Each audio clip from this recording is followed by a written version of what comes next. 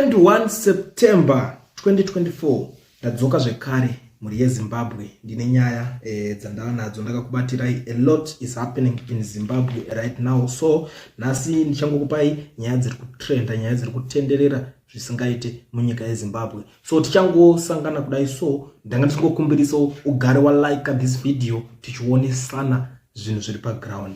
Nyaya iripo yandava ndakakubatirai nhasi inyaya iri kunetsa, nyaya yaVP Chiwenga, avo vakabuda vachitaura mashoko ekuti hori uri kunetsa paZimbabwe. Zvinova zvinhu zvakakonzera, takazvitarisa kuti zvinova zvinhu zvetinotarisa kuti ndo zvakakonzera dzimwe nyonga dzese kana kuti kusagadzikana kwese kwakuitika munyika, nekudawo kwekuti ivo vanhu ava pachavo vanozivana the way yavanotaurirana, vane language, vane the way yavanokommunicata pachavo. VP Chiwenga vakabuda vari kutaura vachiti zvoni corruption is now a security threat undermining the rule of law and eroding public trust in private and public institutions. Chiwenga said this while delivering his keynote speech at the ongoing Chartered Governance and Accountants Institute in Zimbabwe annual conference in Victoria Falls yesterday. He said it was imperative for public and private institutions to uphold ethical standards to weed out graft. As leaders, our responsibility is to create an environment where adherence to effective corporate governance principles is not just encouraged but expected. Chiwenga said it is important to recognize that corruption represents a serious threat to our nation's progress, distorting markets, undermining the rule of law, and eroding public functions. As professionals in key positions across both private and public institutions, the media has been exposing how some people with close ties to ZANU-PF are involved in grand theft, bleeding, and country of millions of United States dollars through corrupt dealings. Ndo mashoko avakataura paVP Chiwenga. Tichitarisa pane zvinhu zvizhinji zvinonyanyisa kuitika, tikatarisa kana nhoroondo yepanozonzi munyika mauda kuitika, because pane zvinhu zvakatanga kuzotaurika after that. Pakunzi kune imwe kuyu inoda kuitwa, makunga akatanga kungofamba. You know, there can't be smoke without fire. We all know that kuti panenge pachitaurika something pane zvinenge zvichitoitika. Saka pavakatanga kunotaura vakunzwa vakutanga kutaura mutauro iwo language kuti corruption is this. If you remember mazuva akabviswa paMugabe, chinhu chakatanga kutaurwa pakanzi the president is safe, we are only targeting the criminals around him, meaning ndo language yavanotaura. Mazuva mashoma acho angadarika takaona tese ndege yakanga yabva kudona ichinzi yakangoda kunoita take off yadona ichida kunotakura paMnangagwa. So it's something chekuti to them it's not kungoti ingoriwo ndege chete nje inenge yangodona, but inenge itori a message kwavari vanobelieve kuti something fish is going on. Saka ndosaka pakabva patanga kuitika zvinhu izvozvo, patanga kuitika nyonga dzese, vakutanga kufunga kuti maybe this guy anogona kunge ane something or I don't know kuti chii kunyatsoitika. And takabva taona futi pane uya weku vakomana vekumapepa vekunews pane akabudisa achideliver message yanga yabva ku Ministry of Defense. Saka message iyi yaibva yazotaura, yaikorokotedza vaMnangagwa kuti happy birthday 82 years, chitaura mashoko akasiyana mazodai. Kwekupedzisira kwetsamba iyoyo kwakazoonekwa akanyora kuti may he so rest in peace. Inova nyaya yakanetsa kwazvo. Pakazobuda iye achikumbira ruregerero, pakazonzi aenderwa kumba kwake. Makazvinzwa message chinzanzi aenderwa kumba kwake, achinzi aida unokuwa takamira sei. But iye akazobuda achinyatsotaura achiexplaina zvinhu zvakanyatsoitika panyaya iyoyo, achitaura kuti zvoni inini panyaya iyi one of our editors aiedita nyaya, saka akatora chitablet. Pane chavanoti chitablet chekuti chinenge chingori chiframe chinenge chakadesign kudhara, chinenge chakabva nekudefense. Saka vane messages avanga vabva futi kuti vanogara vachitambira messages from ikoko ku Ministry of Defense. Saka vane message vanga vatambira ikoko.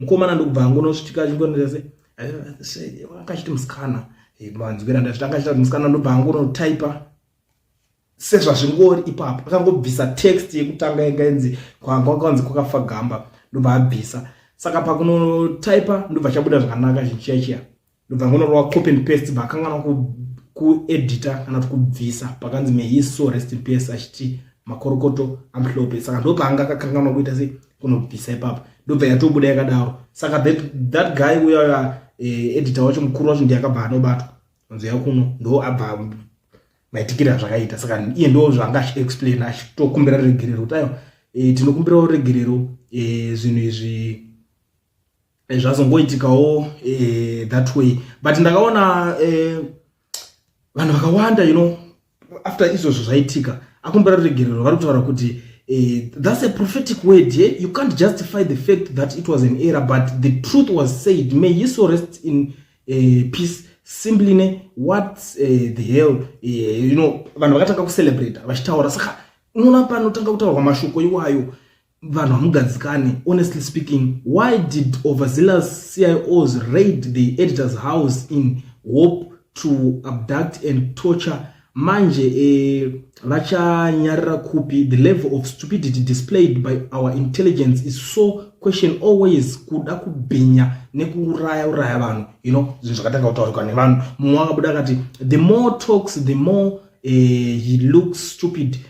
What happened is so huge that not even a silly person would miss the mistake. Vamwe havanyatsobhilivha nazvo kakuti aiwa dai atoramba kanyarara. Vamwe anototi munhu kana achinge aita something like that ngaatotadzirwa. Anofanira kuitwa something bad. Mwari kuti these maggots must all knowing and powerful, they controlled his life and death. They even rigged and deprived people of Zimbabwe's gain craft. Ndo something chakabva. But the most shocking yakabva yabuda nyaya manje apa inyaya yevamnangagwa kuti vanga vari kufanira kunge vachienda kumusangano weku-UN havasi kuzoenda manje nenyaya dzinhu zvese zviri kuitika izvozvo zvinyonga kubva pari kutangira nyaya yacho pavangonzwa nyaya yekuti uyo azodayo yakadai. If you still remember pane madays pakabudwa pachitaurwa Grace Mugabe inde achitara kuexplaina nyaya about Mr. Mnangagwa achitaura aiwa this man akadai aida kutomboita zvinhu zvinongotaurika zvakawanda. Mapoliticians I don't know kuti vanenge vachitaura pachokwadi kana kuti nyaya dzavo mashandiro avanoita. Saka anzi akabva audza Mugabe kuti uri kuda kutsvagwa, uri kuda kuuraya vanhu varungu. Saka Mugabe ndobhatiza paenda kuMozambique achisvika kubva Samora Machel aiwa dzokera kunyika kwako, uri kutizei, unomhanyei icho unomhanya hapana chiripo apo. Achiexplaina something like that. Saka pavanyaya iri kuitika ndeyekuti nyaya dzese dzabuda zvese zvaitika izvi now vanhu vakuchinyatsobhilivha kuti yanguva yake kuti iye ndiye ari kupanyanga. But akuchitya manje kuti panogona kungoitika something because pagara pane mamwe marumors aripo kudhara kuti arida kukontinua third term what zvizhinji zvekutaurika. Vamwe vakati no arida kubva atoti kunyatsopevha way yake kuti asvike ikoko arida kubvisa uyu pauvhaisi nekuti anzi parida kuuya anonzichi wechikadzi ndiye arida kuiswa because women's league anzi iri kudawo ipapo. Zvinotaurwa zvipere ndo zvinhu zviri kuitika. Saka ndo patakabva taona panapa pari kutaurwa naNick Mangwala Benyenzi in a light of dance program in the last quarter of 2024. His Excellency the President Dr. E.D. Mnangagwa will not attend this year's United Nations General Assembly in New York, USA. His statement will be delivered by Honorable F.M. Shawa, the Minister of Foreign Affairs and International Trade, who is already in New York for the assembly.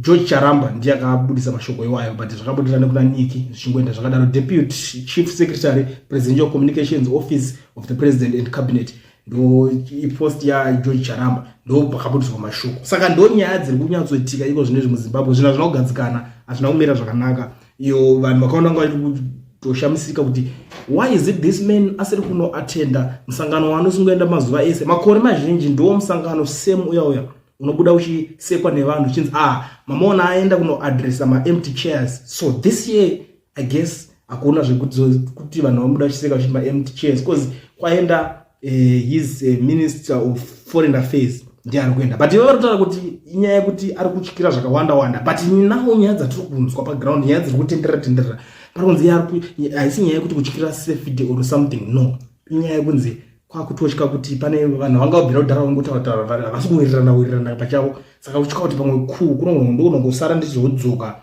ndangowo history kunzayo mutori kwamuri ikoko zvatodhakwa, hapasisina chenyu kunoku, kana kuti the probability of being a president kunoku is now 3%, saka mamwe mapercentage aenda hamusisiri baba kunoku, saka zvinongoitika zvakawanda, saka unonga kutomirira ukaona kuikaitwa futi uri kunze kwenyika mahwani ako, because unongotosvika paairport votokusungira ipapo wakomana vacho kana vatotanga zvinhu zvese zvinenge zvatotaurika, but nyaya dzacho dzekutaurwa dzekutemesa musoro, but ndangoti ndidarike nepanapa ndichizivisana nemi zvinhu zviri kutaurika zviri kuitika mumastreets. Kana uchinge wasvika panapa first time yako panonzi paCoolient, ndakasvika kukumbirisawo ugare wasubscriber, ukomenda, ulike, ushare, uchindiudzawo kuti nyaya iyi uri kuionawo sei, wobva watanga dhee rako zvakanaka.